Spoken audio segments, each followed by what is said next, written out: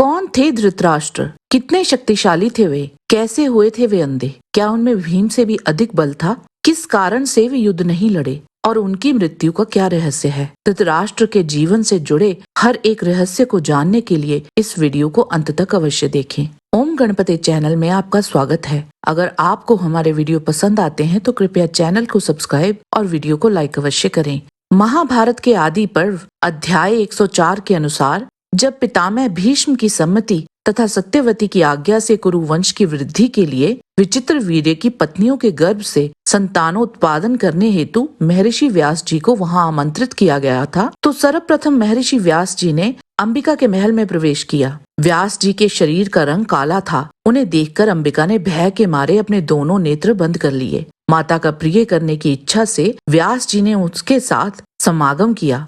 जब व्यास जी उसके महल से बाहर निकले तब माता सत्यवती ने आकर उनसे पूछा, बेटा, क्या अंबिका के गर्भ से कोई गुणवान राजकुमार उत्पन्न होगा? व्यास जी बोले, माँ, वह 10,000 हाथियों के समान बलवान, विद्वान, महापराक्रमी तथा अत्यंत बुद्धिमान होगा। उस महामना के भी 100 पुत्र होंगे, किंतु माता के दोष से वह बालक अंधा ही होगा। व्यास जी की यह बात सुनकर माता ने कहा, तपोधन, कुरुवंश का राजा अंधा हो ये उचित नहीं है। अतः कुरुवंश के लिए दूसरा राजा दो, जो संरक्षक और पिता का वंश बढ़ाने वाला हो। इसके उपरांत अंबालिका के समागम से पांडु का जन्म हुआ। धृतराष्ट्र, पांडु तथा विदुर, इन तीनों भाइयों का भीष्म जी ने जन्म से ही पुत्र की भांति पालन किया। वे तीनों भाई धनुर्वेद, घोड़े की सवारी, गदा युद्ध, ढाल तलवार के प्रयोग तथा नीति शास्त्र में पारंगत हो गए। पांडु धनुर्विद्या में उस समय के मनुष्यों में सबसे बढ़ चढ़कर पराक्रमी थे। इसी प्रकार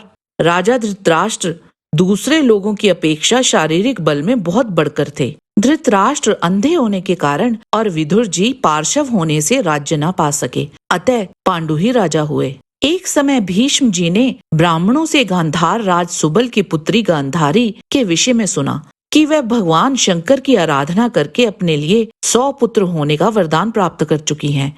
तब कुरु पितामह भीष्म जी ने गांधार राज के पास अपना दूत भेजा। धृतराष्ट्र अंधे हैं, इस बात को लेकर सुबल के मन में बड़ा विचार हुआ, परंतु उन्होंने गांधारी का धृतराष्ट्र के लिए वाग्दान कर दिया। गांधारी ने जब सुना कि धृतराष्ट्र अंधे हैं और माता पिता मेरा विवाह उन्हीं के साथ करना चाहते हैं, तब उन्होंने रेशमी वस्त्र लेकर उसी से अपनी आंखें बांध ली। उन्होंने निश्चय कर लिया था कि मैं सदा पति के अनुकूल रहूंगी, उनके दोष नहीं देखूंगी। एक समय गांधारी की सेवा सत्कार से प्रसन्न होकर व्यास जी ने गांधारी को 100 पुत्र प्राप्ति का वर दिया। कुछ सालों के बाद गांधारी को 100 पुत्रों सहित एक कन्या की भी प्राप्ति हुई, जिसका नाम दुश्शला था। दुश्शला का विवाह जयद्रथ से हुआ था। धृतराष्ट्र को उनकी सेवा करने वाली एक वैश्य जातीय युवती से युयुत्सु नामक एक पुत्र की भी प्राप्ति हुई थी। जब राजा पांडु से अनजाने में एक मृग रूपधारी मुनि का वध हो गया तो उन्हें उस मुनि ने श्राप दे दिया। तो उस समय राजा पांडु ने संन्यास लेने का निश्चय ले लिया और वानप्रस्थ आश्रम में चले गए।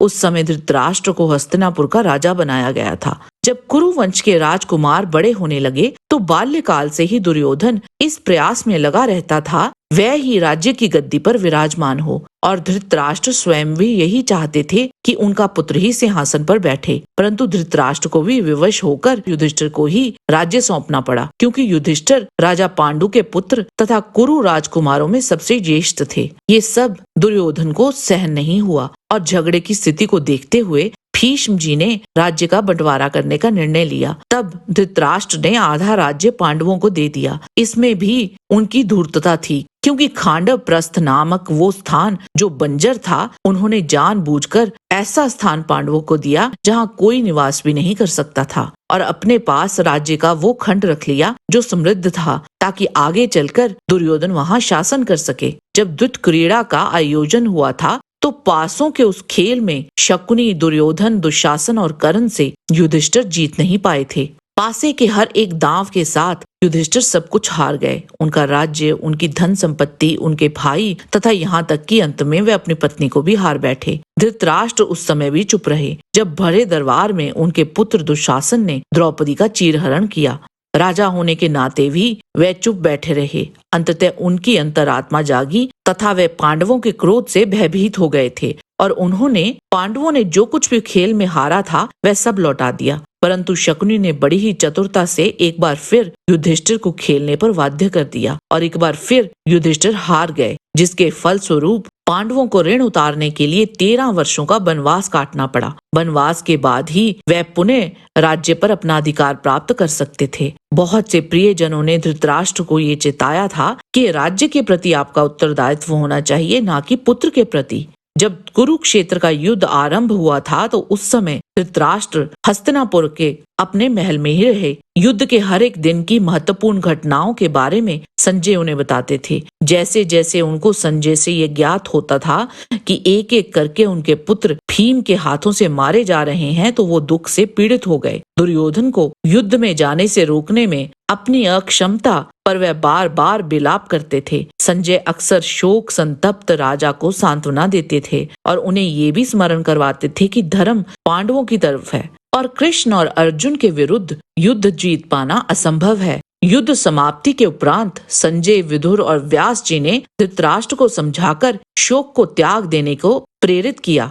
महाभारत स्त्री पर्व अध्याय 12 के अनुसार जब सभी पांडव अपने ताऊ धृतराष्ट्र से मिलने पहुंचे तो उस समय अपने पुत्रों का अंत करने वाले युधिष्ठिर को हृदय से लगाया। युधिष्ठिर को सांत्वना दे धृतराष्ट्र भीम को इस प्रकार खोजने लगे मानो उसे जला डालना चाहते हों। भीमसेन के प्रति उनके अशुभ संकल्प को जानकर श्री कृष्ण ने भीमसेन को झटका देकर हटा दिया और लोहमयी मूर्ति धृतराष्ट्र के सामने कर दी। धृतराष्ट्र ने उस लोहमय भीमसेन को ही असली भीम समझकर उसे दोनों बाहों में दबाकर तोड़ डाला। जब रोष का आवेश दूर हो गया तो वे नरेश क्रोध छोड़कर शोक में डूब गए और भीम का नाम लेकर विलाप करने लगे। इसके उपरांत श्री कृष्ण ने उनको फटकारा था और उन्हें उनके पुत्र मोह में उनके द्वारा किए गए सभी अपराध गिनवाए थे। पांडव राज्य पाने के अनंतर राजा धृतराष्ट्र को ही आगे रखकर पृथ्वी का पालन किया करते थे।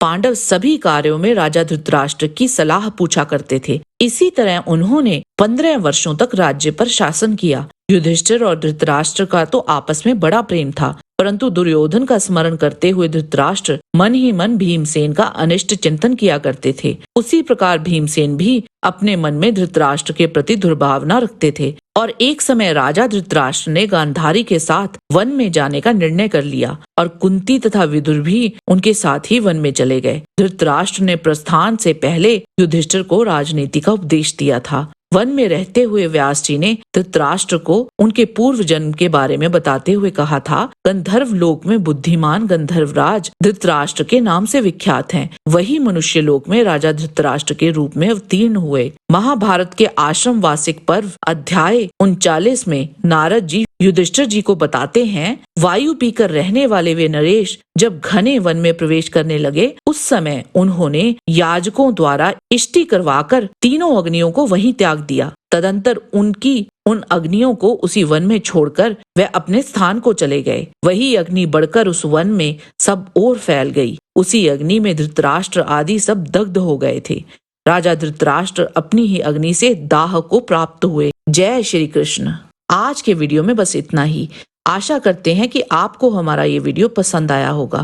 कृपया इसे लाइक और शेयर अवश्य करें। किसी भी प्रकार की त्रुटि के लिए आप सबसे क्षमा याचना करते हुए आपसे निवेदन है कि प्रेम पूर्वक परमपिता परमात्मा को मन में धारण करें और बोलें, वैदिक सनातन धर्म की सदा ही जय।